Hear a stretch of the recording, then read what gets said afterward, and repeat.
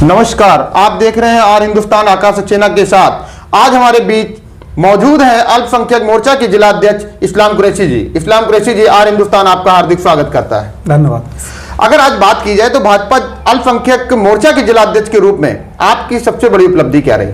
देखिए, अगस्त 2021 में मुझे पार्टी ने सम्मानित जिला अध्यक्ष पद अल्पसंख्यक मोर्चे का पर नियुक्त किया, जिसका मैं प्रदेश संगठन का और जिले के संगठन का मैं आभारी हूँ जी। बहुत बहुत उनको धन्यवाद देता हूँ जी। आपकी क्या उपलब्धियां रही जिला अध्यक्ष के रूप में? सबसे पहले हमारे मोर्चे में जी जो भी जिला अध्यक्ष बनते थे उनका संगठन तैयार नहीं होता था जी। मैंने जिले से लेकर के मंडल तक जी पूरा संगठन को रचना दी और मैंने पूरे संगठन को बढ़ावा दिया और 400 सदस्य से ऊपर मेरे मोर्चे में पूरी पार्टी के पदाधिकारी बनाए। तो सबसे बड़ी उपलब्धि यही है कि हमारी पार्टी को एक विस्तार मिला जी। अगर बात की जाए तो कानपुर देहात में अल्पसंख्यक के समुदाय को भाजपा की नीतियों से जोड़ने के लिए आप क्या प्रयास कर रहे हैं?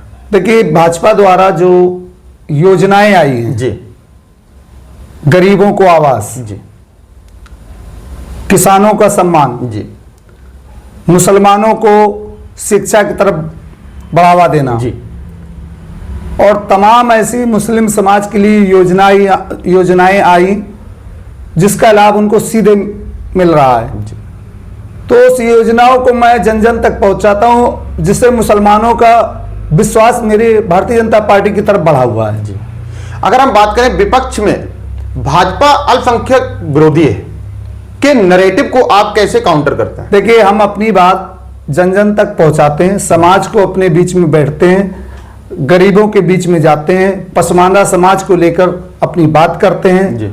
और जो सामंतवादी ताकतें हैं वो लोग पहले के तरीके से पसमानदा समाज को दबाने का प्रयास करते हैं, जिसे मैं उनकी मिथ्या को तोड़ने का प्रयास करता हूं और अपनी बात, अपनी पार्टी की बात, अपने माननीय प्रधानमंत्री की बात उन तक पहुंचाता हूं जी। अगर हम लोग बात करें तो जो जनता के बीच की अल्पसंख्यक समाज की सबसे बड़ी भूल है या कहा जाए कि उनका मानना है कि भाजपा मुस्लिम विरोधी है, इस पर आप क्या कहेंगे? देखिए, इसको तो हम मिथ्या मानते हैं जी, इसलिए क्योंकि अगर भाजपा मुस्लिम विरोधी होती जी, तो हमारे यहाँ कानपुर देहात में 18% मुस्लिम समाज के लोग हैं, लेकिन लाभ हमको 38% का मिल रहा है जी। हर स्तर पर हम लोगों को लाभ मिल रहा है, शिक्षा में, आवास में, शौचालय में, जो भी भारत सरकार की योजना होती है, माननीय प्रधानमंत्री जी द्वारा जो भी लागू योजना है, अंत्योदय योजना जो सबसे बड़ी देश की सबसे बड़ी योजना है, माननीय मुख्यमंत्री द्वारा जो योजनाएं चलाई जा रही है, तो उसमें सभी समाज के लोगों को लाभ मिल रहा है। इसलिए हमको तो नहीं लगता कि कोई इस तरीके का भ्रामक प्रचार को बढ़ावा देने से कोई लाभ मिलेगा, लेकिन मुस्लिम समाज मेरे साथ बहुत तादाद में जुड़ रहा है और उनको मैं अपना विश्वास दिलाना चाहता हूं। जो भी कानपुर देहात की समस्याएं होती हैं मैं उनको भरपूर प्रयास करता हूं उनको निपटाने के लिए जी। अगर बात की जाए केंद्र सरकार की सबका साथ सबका विकास नीति को आप अपने क्षेत्र में कैसे लागू कर रहे हैं? देखिए, सबका साथ सबका विकास का मेन मुद्दा यह है कि सभी को लेकर के चलना। ये हमारा गंगा जमुनी तहजीब का देश है और इस मुल्क में हर व्यक्ति को स्वतंत्र आजादी है। उसी आजादी के तहत कोई भेदभाव नहीं है समाज में, लेकिन कुछ विपक्षी दल इसको हमारे समाज को भ्रमित करते रहते हैं। उन्होंने कुछ 70 साल राज्य किया है, उसका लाभ उठा रहे हैं, लेकिन जब से भारतीय जनता पार्टी सत्ता में आई हुई है और हमारे मोदी जी प्रधानमंत्री बने हैं, कहीं पर ऐसा कोई काम नहीं हुआ जिससे मुसलमानों का कहीं पे अनित हो। लेकिन अब उसको समझाने के लिए हमारे बीच में कार्यकर्ता नहीं थे मुस्लिम समाज के, तो अब हमारे बीच में एक समाजवादी पार्टी जितनी इस वक्त है, इस वक्त मेरी अल्पसंख्यक मोर्चा पूर्व उत्तर प्रदेश में है जी। तो मैं ये बताना चाहता हूं कानपुर देहात में और लेकर के पूरे प्रदेश में, देश में अल्पसंख्यक मोर्चा बहुत ताकत से भारतीय जनता पार्टी के साथ जुड़ा है और हम सूफी संतों के रास्ते पर चलने वाले लोग हैं जी। हम महबूबे पाक इलाही के मानने वाले, हम ख्वाजा गरीब के मानने वाले हैं और हम अमीर खुसरो के कदमों को चूमने वाले हैं। तो जब हम लोग ऐसे लोगों के मानने वाले हैं, तो हम तो सबका साथ सबके विकास की बात करेंगे। और इसलिए मोदी जी के इस सबके साथ सबके विकास के रास्ते को हम बहुत ही सराहनीय मानते हैं जी।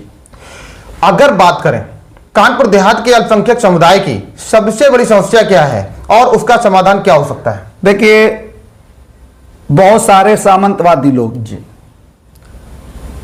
अभी वक्फ बोर्ड का मामला चल रहा है जी तो हमारे करीब में अकबरपुर के पास एक कस्बा है जी 12, जी वहां पर एक दरगाह के बुजुर्ग आए हुए थे, जी मदार साहब, जी उनका वहां पर चिल्ला है। जी उस चिल्ले में तमाम सारी जमीन उसमें लगी हुई है। जी मुझे लगता है उसको वक्फ बोर्ड में शामिल कर लेना चाहिए, लेकिन कुछ माफिया सामंतवादी लोग जी जमीन को हथियाने के लिए उस पर पूरी ताकत के साथ एक फर्जी तरीके से मालक बनकर बैठे हुए हैं। और वो वहां पर जो भी पसमानदा समाज के लोग हैं उनको उससे दूर किए हुए हैं और एक बड़ा झूठ प्रचार करते हुए वो अपने को मलंग का चोला ओढ़े हैं, लेकिन समाज का हर तबका जी उनसे नाराज है। तो हम तो चाहते हैं कि हमारे कानपुर देहात में सबसे बड़ी समस्या ये है और इसको वक्फ बोर्ड में माननीय योगी जी से निवेदन करेंगे कि इसको वक्फ बोर्ड में दाखिल करें और पसमानदा समाज का उसका लाभ मिल सके। हाल ही में वक्फ संशोधन बिल पर आपकी क्या राय है?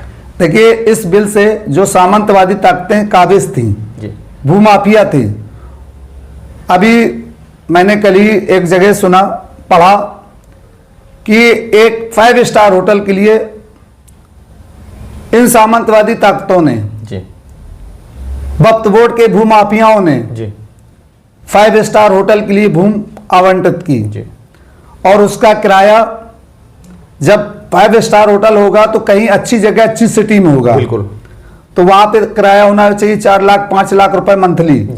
वहां पे 10,000 रुपए लीज पे 99 साल के लीज पे दे दिया।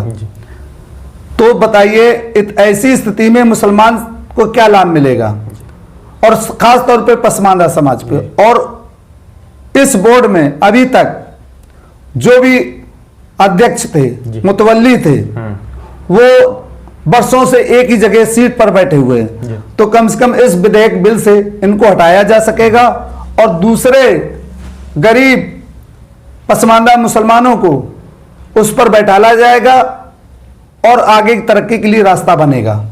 तो आप इस बिल को किस नजरिए से देखते हैं? क्या ये अल्पसंख्यक के लिए फायदेमंद है या नुकसानदेह? देखिए, सबसे बड़ा फायदेमंद ये है कि जब इस बिल के पास होने से उन माफियाओं को उस सीट से हटा दिया जाएगा और जब वो हट जाएंगे तो हमारे लिए रास्ते खुलेंगे।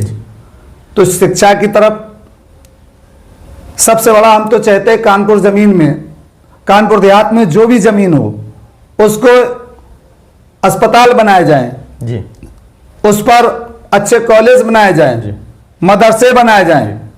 और जैसा कि हमारे मोदी जी ने कहा, एक हाथ में कुरान एक हाथ में विज्ञान के रास्ते पे हम लोग चलें और सूफियों के रास्ते पर चलें। हमारे ख्वाजा गरीब नवाज ने हिंदू मुसलमानों के एक करने के लिए होली खेली, तो सब लोग आज तमाम तरह की अफवाह उड़ाते हैं, लेकिन हमारे यहाँ उस त्योहार को पवित्र त्योहार माना जाता है। जिस तरह से आपने कहा कि ख्वाजा गरीब नवाज ने होली खेली, यही कुछ मुस्लिम समुदाय के लोग बोलते हैं कि होली खेलने से या रंग लगने से, अबीर लगने से वो अपवित्र हो जाते हैं। इस पर आप क्या कहेंगे? ऐसा झूठ है जी। हम गंगा जमुनी तहजीब के तहत इस मुल्क में रहते हैं जी। और हमारे मुल्क में आज से होली का त्यौहार नहीं मनाया जा रहा, ईद आज से नहीं मनाई जा रही। हम लोग दोनों पक्ष के लोग, हिंदू मुसलमान दोनों मिल करके होली और ईद मनाते चले आ रहे हैं। तो मुझे तो ऐसा कोई नहीं लगता हमारे ख्वाजा गरीब नवाज की दरगाह पर और हमारे निज़ामुद्दीन औलिया की दरगाह पर, हमारे वारिस पाक की दरगाह पर, हमारे बाबा निज़ामी की दरगाह पर होली का त्यौहार बड़े धूमधाम से मनाया जाता है, रंग खेला जाता है। तो मुझे ऐसा तो नहीं लगता है कि ऐसा कहीं कोई बात है, लेकिन कुछ लोग इसमें राजनीति करते हुए दरार पैदा करना चाहते हैं हम लोगों के बीच में, लेकिन ऐसा नहीं होगा। अब मुसलमान समझ चुका है और उनके बहकावे में नहीं आएगा। जी। अगर बात की जाए, क्या आपको लगता है कि भाजपा अल्पसंख्यक समुदाय के बीच अपनी पहुंच बढ़ाने में सफल हो रही है? देखिए, हम तो ये मानते ही हैं जी।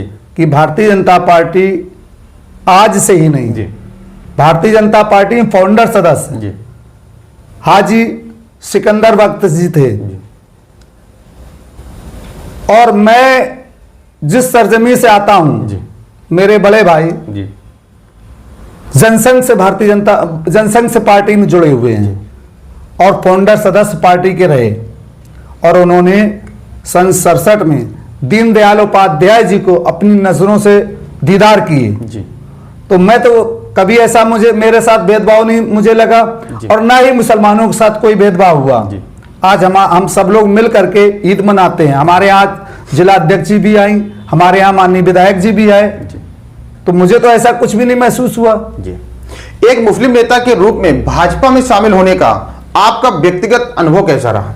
देखिए, हमें तो सम्मान पूरा मिला, पार्टी ने भी दिया, और हमारे नेतागण हैं, विधायक हैं, सांसद हैं, उनका भी मुझे पूरा स्नेह मिलता है और हमेशा मिलता रहेगा, ऐसा मुझे उम्मीद है। ये स्नेह केवल आपको मिलता है या मुस्लिम समुदाय को भी मिलता है? देखिए, हमको लगता है मेरे कानपुर देहात में तो ऐसी कोई कंट्रोवर्सी है ही नहीं जी। सभी लोग जो भी पार्टी के फोरम पे आता है जी। या जो भी पार्टी के लोगों से मिलता है तो उसको पूर्ण सम्मान मिलता है। जी। क्या आपको कभी पार्टी के भीतर से अपनी पहचान को लेकर कोई चुनौती मिली? आपने उसका जवाब कैसे दिया? देखिए, पहली बात, मुझे कोई भी चुनौती नहीं मिली। पार्टी ने हर समय मुझे आगे किया, हर वक्त मुझे मेरे नाम को आगे किया, मुस्लिम समाज होने के नाते हर वक्त मेरा सम्मान किया, तो मुझे तो ऐसी कोई चुनौती महसूस नहीं हुई है। जी। कानपुर देहात में शिक्षा और रोजगार के क्षेत्र में अल्पसंख्यकों के लिए आपकी क्या योजना है? देखिए, हमारा तो ये योजना है, सबसे पहले हम लोग उनको, अगर ये वक्फ बोर्ड का नियम तो लागू हो ही गया है कानून, तो इस कानून के तहत अगर जमीन हमारे कानपुर देहात में होती है तो हम तो प्रयास करेंगे कि उनको शिक्षा की तरफ बेहतरीन यूनिवर्सिटी कानपुर देहात में बनाई जाए। जी। किस जगह पर? जहां पर जमीन मौजूद हो। जी। और अच्छे हॉस्पिटल बनाए जाएं जिससे हर समाज के लोगों को उसका लाभ मिले। जी। भाजपा की नीतियों को अल्पसंख्यक समुदाय तक पहुंचाने में सबसे बड़ी बाधा क्या मानते हैं? देखिए, लोग वादा करने में लगे हैं, विपक्ष के लोग वादा करने में लगे हैं, जो अपने दल को एक परिवार का दल मानते हैं, सिर्फ ये सैफई तक सीमित है। जी। आप किस पार्टी की बात कर रहे हैं? हम समाजवादी पार्टी की बात कर रहा हूं। जी। उन्होंने मुसलमानों को सिर्फ इस्तेमाल किया है। जी। उन्होंने मुसलमानों का भला नहीं किया है। वो सिर्फ अपने मुफाद के लिए जी। उनको सिर्फ लॉलीपॉप देते हैं और झूठी मिथ्या रचना गढ़ते हैं। जी। इसलिए हम तो सीधा आरोप लगाते हैं कि माननीय अखिलेश यादव जी मुस्लिम समाज को भ्रमित कर रहे हैं और अब उनके भ्रमित में नहीं आने वाला। मुसलमान समाज जागरूक हो चुका है। अखिलेश यादव जी ने तो वक्फ बोर्ड का विरोध किया। देखिए, जिस तरीके से उन्होंने विरोध किया, तो उस खामियों के उन्होंने क्यों, पहले भी तो अमेंडमेंट हुआ है, तो अमेंडमेंट वक्त वक्त पे होता रहा है। तो ये उनका एक तुष्टिकरण का नीत है। जी। क्या आपको लगता है कि अल्पसंख्यक समुदाय में भाजपा के प्रति विश्वास बढ़ रहा है? देखिए, अब तो सपा का अंतिम संस्कार हो गया है। अच्छा, कैसे कह सकते हैं? हम इसलिए कह सकते हैं कि अब देखिए, उनका कोई भी प्रदेश में इस तरीके का अस्तित्व नहीं बचा है। जितना बड़ा उनका दल है उससे बड़ा मेरा अल्पसंख्यक मोर्चा कानपुर देहात में क्या उत्तर प्रदेश में है। जी। अगर बात की जाए पिछले लोकसभा के चुनाव में समाजवादी पार्टी ने अच्छी जीत हासिल की, ऐसा क्यों? देखिए, उन्होंने भ्रामक प्रचार किया, समाज को भ्रमित किया और उसका कहीं ना कहीं उनको लाभ मिला। लेकिन अब बाबा साहब भीमराव अंबेडकर जी के मामलात को लेकर के उन्होंने बहुत ही देश में भ्रमित प्रचार करते रहे। अब उनके इस भ्रमित प्रचार में कोई आने वाला नहीं है। अगर बात की जाए तो विपक्ष कहता है कि भाजपा प्रचार ज्यादा करती है, जमीन पर काम कम करते हैं। देखिए, सबसे बड़ी बात तो यह है कि भाजपा जी प्रत्येक दिन काम करती है। उसका संगठन, उसके कार्यकर्ता प्रत्येक दिन पार्टी के लिए जुट बने रहते हैं, जी जान लगाए रहते हैं, अपना खून पसीना बहाते हैं। और वो भारतीय जनता पार्टी एक पार्टी नहीं, एक विचार दल है जी। और उनके पास ना विचार है और ना वो दल है, वो दलदल है, दलदल है। अगर बात की जाए तो भी वर्तमान में कुछ समय पहले ईद का त्योहार आया, माननीय मोदी जी के द्वारा लोगों को ईदी दी गई, तो आपके जनपद में आपके द्वारा कितने परिवारों तक ईदी पहुंचाई गई? देखिए, मैंने करीबन अपने हाथों से 100 लोगों को अपने हाथों से बांटी जी। और मेरे क्षेत्रीय कार्यालय से जी काफी लोगों को मिली। तो कोशिश की, ईद में वैसे भी हम लोग दान करते हैं, जी तो पार्टी ने जो नेतृत्व ने कहा जी। उसको मैंने पूरा किया। जी। जैसे कि जब ईदी देने की बात आई तो लोगों ने मुस्लिम समुदायों का कहना था कि ये केवल एक लॉलीपॉप दिखाना है। देखिए, मुस्लिम समुदाय के लोग नहीं कहते हैं जी। ये सामंतवादी लोग कहते हैं। जी। मुस्लिम समाज में भी कुछ ऐसे लोग हैं जो अपनी विपक्ष के कहने पर जी। वो इस तरीके की बयानबाजी करते हैं जी। जो मिथ्या है। जी। हाल की किसी स्थानीय विवाद या घटना पर आपकी क्या प्रतिक्रिया रही और उससे सुलझाने के लिए आपने क्या किया? देखिए, हमारे कानपुर देहात में कोई भी घटना इस तरीके की नहीं हुई और जहां भी इस तरीके कोई बात आती है तो मैं मुस्लिम समाज से निवेदन करता हूं कि वो मेरे तक वो बात लाएं। मैं अपने पार्टी के फोरम पर रखूंगा और प्रदेश में, देश में पूरी अपनी ताकत के साथ उस मामले को उठाएंगे और कोशिश करेंगे, सही होगा तो उसमें जरूर हमको सफलता मिलेगी। आपकी नजर में कानपुर देहात में सामाजिक समरसता को बढ़ाने के लिए सबसे जरूरी कदम क्या है? देखिए, इसके लिए तो हम लोग निरंतर अपने प्रचार प्रसार करते रहते हैं, पार्टी के फोरम को लेकर मजबूत करते हैं। आए दिन हम लोग कार्यक्रम एक दूसरे से मिलते हैं। अभी हमने हाल ही में ईद में हमारे माननीय विधायक जी अजीत पाल जी आए घर पर और मेरे जिला अध्यक्ष जी रेणुका सचान जी आई घर पर। तो मैं तो ये कहेंगे ये सामाजिक समरसता बढ़ाने के लिए एक कदम है। जी। आगामी चुनाव में अल्पसंख्यक मतदाताओं को प्रभावित करने के लिए आपकी रणनीति क्या होगी? देखिए, हम तो यही कहेंगे कि पूरी ताकत के साथ अल्पसंख्यक के साथ साथ पूरा मुस्लिम समाज भारतीय जनता पार्टी के वोट करे और जब वोट करेंगे तो हमको आगे रास्ता मिलेगी और हम समाज के लिए अच्छा करने की कोशिश करेंगे। ये देश विरोधी लोगों के साथ मिलकर को जो देश को तोड़ने का काम कर रहे हैं, इनसे दूरी बनाएं और नहीं तो इसी तरीके से ये लोग कुचलते रहेंगे। क्या आपको लगता है कि भाजपा की छवि को लेकर अल्पसंख्यकों में कोई गलतफहमी है? इसे कैसे दूर किया जा सकता है? देखिए, गलतफहमी क्या बताया ना, 70 साल से विपक्ष अभी तक सत्ता में बना रहा, तो उन्होंने जो अभी उम्र में 20 साल होगा वो तब 40 साल का हो जाएगा।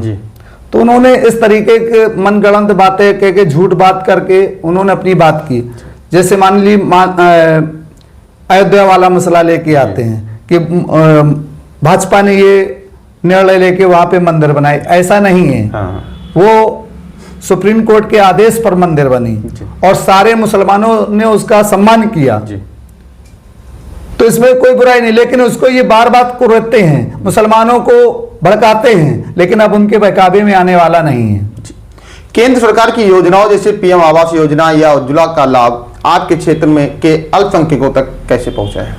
देखिए, जो भारतीय जनता पार्टी की बराबर दूरदर्शिता को देखते हुए उन्होंने चयन का एक प्रक्रिया बनाई।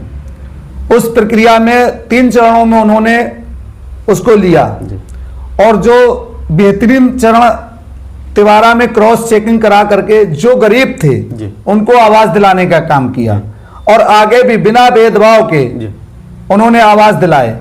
अंत्योदय योजना का लाभ दिया, और पूरे देश में सबसे ज्यादा, अगर किसी को दुनिया में सबसे ज्यादा अगर अंत्योदय का लाभ मिल रहा है वो भारत को मिल रहा है, तो ये गरीबों के लिए सबसे बड़ी है। ये कोई कौम के लिए नहीं, ये सारे समाज के लिए वो भारतीय जनता पार्टी कर रही है, जो अभी तक किसी ने नहीं किया। इसीलिए हम अपने प्रधानमंत्री को विश्व गुरु का दर्जा देते हैं।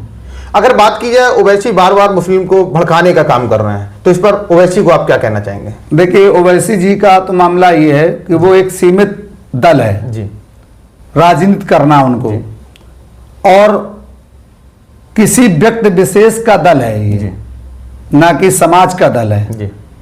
उनमें सिर्फ मुस्लिम समाज के अलावा कोई भी नहीं जुड़ा हुआ, वो भी हैदराबाद तक जी। तो ऐसे दल की बात करना बेकार है, बेईमानी है जी। वो सिर्फ अपनी राजनीतिक रोटियां सेकते हैं, मुसलमान उनके बहकावे में नहीं आने वाला। लेकिन जिसे अगर देखा जाए तो वो सदैव अपने आप को मुस्लिम हितैषी बताते हैं। देखिए, मुस्लिम हितैषी कहां से हैं जी। क्या ऐसा मुस्लिम के साथ कर दिया उन्होंने? हमको तो लगता है ये अभी तक उन्होंने ऐसा कोई कार्य किया नहीं जिससे उनको मुस्लिम हितैषी कहा जाए। क्या आप मानते हैं कि अल्पसंख्यक समुदाय के लिए अलग से नीतियों की जरूरत है या मौजूदा नीतियां पर्याप्त हैं? देखिए, जब हमारे देश में जी एक संविधान, एक विधान की बात चल रही है, जी, तो अलग नीतियों की क्या जरूरत है? जब हम सभी लोग एक हैं तो हमको तो ये लगता है कि सभी लोगों को मिल करके देश को आगे बढ़ाना है।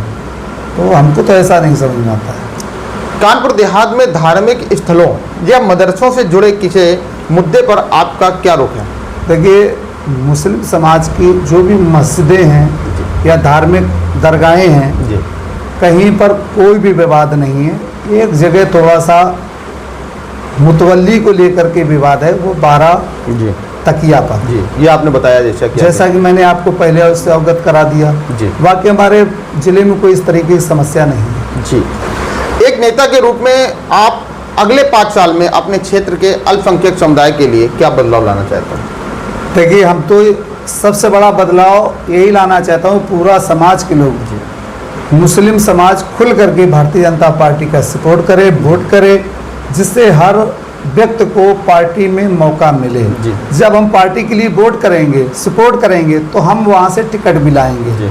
जब हमारा प्रधान होगा, हमारा जिला पंचायत सदस्य होगा, हमारा जिला पंचायत अध्यक्ष होगा और मेरा विधायक होगा, तो हम अपनी ताकत से बात रख सकते हैं। जब पार्टी को वोट कम मिलता है तो उस स्थिति में हम लोग ना तो पार्टी के प्रत्याशी को जिता सकते हैं। अभी हमारी पार्टी ने निकाय चुनाव में चेयरमैनों के पद के उम्मीदवार उतारे, सदस्यों पे उतारे। हालांकि जो भी मुझे 5 सदस्यों के टिकट मिले थे कानपुर देहात में, तो मैंने 3 सदस्य कानपुर देहात में भाजपा के बनाए। तो अगर मुसलमान खुल करके वोट देने लगे और इन गुमराह पार्टियों से दूर रहे, तो हमें लगता है कि मुसलमान भाजपा भी सुखदायी रहेगा और उसको लाभ मिलेगा। अगर बात की जाए तो मुस्लिम समुदाय भाजपा को वोट क्यों नहीं देता है? क्या वो नाराज है 3 तलाक के मुद्दों से? क्या वो धारा 370 से नाराज है? क्या वो NRC से नाराज है? देखिए, हमारा समाज अनपढ़ है, बिना पढ़ा लिखा है जी, और उसको शिक्षा की तरफ अभी नहीं बढ़ पाया है जी। तो गुमराह करने वाले लोग 70 साल से लगे हुए थे जी। अब उनकी अपनी चाल जो चल रही, उन्होंने पैड बना रखी है, दीमक के तरीके से हमारे समाज में घुस गए थे जी। उनको हटाने के लिए, उनको समझाने के लिए हम अपने समाज को हर वक्त प्रयास करते रहते हैं जी। उनसे मिलते हैं, हम अपने उलमाओं से मिलते हैं जी। हम मुफ्तियों से मिलते हैं जी। हम अपने समाज के बुजुर्गों से मिलते हैं जी। तो हम अपनी नीतियां भारतीय जनता पार्टी को उनको बताते हैं जी। लेकिन कहीं ना कहीं कुछ मेरी पार्टी के कुछ लोग जी ऐसे हैं जो गलत बयानी कर देते हैं जी, जिससे विपक्षियों को मौका मिल जाता है। जबकि हमारे प्रधानमंत्री जी, हमारे मुख्यमंत्री जी इस तरीके कोई बयान नहीं देते हैं जिससे कंट्रोवर्सी हो जी। लेकिन हमारे और लोग छोटे नेता हैं हमारे जैसे, वो कुछ इस तरीके के बयान दे देते हैं जिससे थोड़ा सा उनको बलगलाने में विपक्ष को मौका मिल जाता है। आप अल्पसंख्यक समुदाय को क्या संदेश देना चाहेंगे? हमारा संदेश यही है कि भारतीय जनता पार्टी की नीतियों को पर चलें जी और एक हाथ में कुरान और एक हाथ में संविधान जी लेकर चलें, जी जिससे हम संविधान के रास्ते पर भी चलें जी। और कुरान की नीतियोनीतियों पर चलें। विपक्ष का तो आरोप है कि भारतीय जनता पार्टी संविधान को बदलना चाहती है। ये भी मिथ्या है, जी क्योंकि अगर संविधान में कभी ना बदला हुआ है ना होगा। जी अब अमेंडमेंट होते रहे हैं, पहले भी हुए हैं, जी कुछ खामियां हैं, तो उसको सुधारने के लिए वक्त वक्त पे हर पार्टियों ने किया जी। है। कांग्रेस ने भी किया, जो जो सत्ता में रहे उस वक्त किया। तो आज हमारी पार्टी भी कुछ खामियों को दूर किया, जो विशेष खामियां थी जो आज तक कोई नहीं कर पाया। धारा 370 जी। वहाँ पर किसी भी कौम के लोगों को कश्मीर में रहने का हक नहीं था, तो आज वो दरवाजे खुल गए। सीएए से किसी को कोई दिक्कत नहीं है। बाहर के लोग जो हमारे हिंदू भाई पीड़ित हैं दूसरे मुल्कों से, उनको हमारे मुल्क में आ जाने में हमको क्या तकलीफ है? जी। इस तरह से 3 तलाक पर आप क्या बोलेंगे? 3 तलाक प्रथा हमारे समाज में बहुत ही खराब चलन था कि जो पाता था 2 शब्द बोल देता था, 3 शब्द और अपने तलाक दे देता था। जिसने अपनी बेटी को पढ़ाया लिखाया और उसने उसकी बड़ी उम्मीद से शादी की जी। और बाद में उसकी बेटी उसके घर आ जाए तो उसके दिल पर क्या गुजरती होगी। तो माननीय मोदी जी ने इस बात पर विचार किया और उन्होंने एक कड़ा निर्णय लिया कि मुस्लिम बहनों के लिए एक ऐसा कानून लाएं जिससे मुस्लिम बहनों को बहुत अच्छा निर्णय मिल सके और उनको न्याय मिल सके। उस न्याय के रास्ते पर जो भी काम हुआ है हमारे मोदी जी ने ही किया, ये उनमें ही शक्ति थी। तो आज हमारी बहनें सब खुश हैं इस निर्णय से। बहुत बहुत धन्यवाद।